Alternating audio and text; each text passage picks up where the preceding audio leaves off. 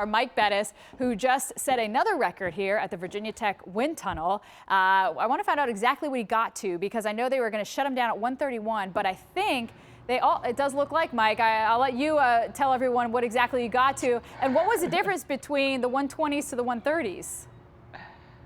Steph, believe it or not, there was a huge difference between 122, which we did about a half an hour ago, and this, which is 133, which is what we did live here just a couple of minutes ago. And this number, by the way, here over in white on the left, that's the wind chill that it got down to with that 133-mile-per-hour wind.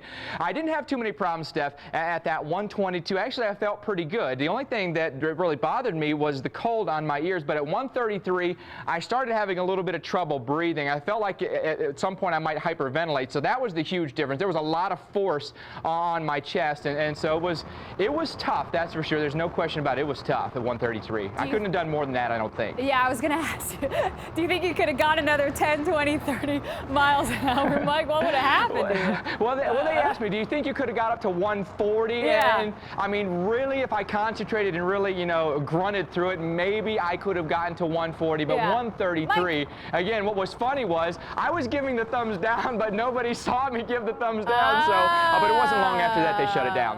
Why didn't you wear a helmet or anything? That would have helped the cheeks from being pulled back like that.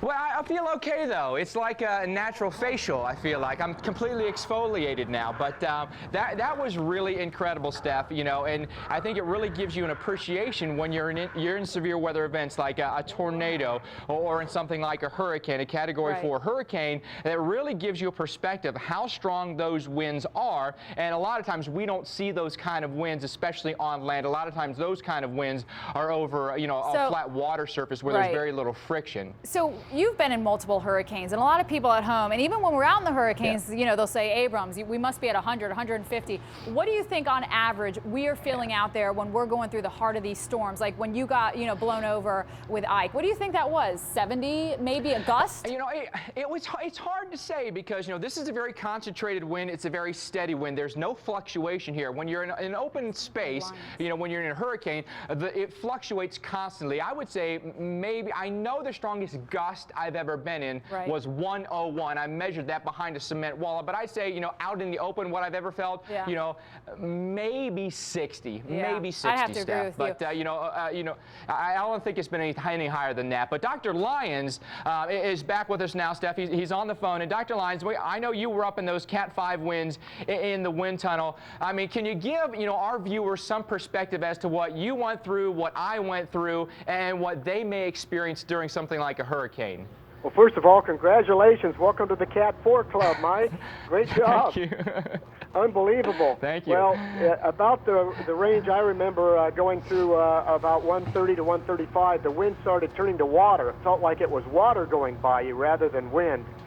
I was doing a little back of the matchbook calculation here while I was watching you, and you're 133 mile per hour. If you compare that to 160, the force on your body is about 45% higher at 160. Obviously, that's why I cracked a rib and hurt myself. It's not safe there. I'd never go there again. I don't recommend you going any higher, but it's up to you. I could feel a lot of difficulty breathing. It felt more like cement pouring by you. Yeah, it was really difficult to breathe at 133. It really wasn't at 122. So, yeah, it was tough. I mean, Dr. Lyons and Steph, I don't know if I could go much higher than that in this kind of setup. And I don't know if anyone at home would ever want to attempt something like this, especially considering in a hurricane or in a tornado, you've got so much going on and debris. The best place I would say to be would be either away from it or underground. That's about, to me, the only place you'd be safe. And Dr. Lyons spoke to us earlier how his head kind of flipped back and you couldn't bring his arms out because that hurt. Did you experience anything close to that? I saw you kept your head down.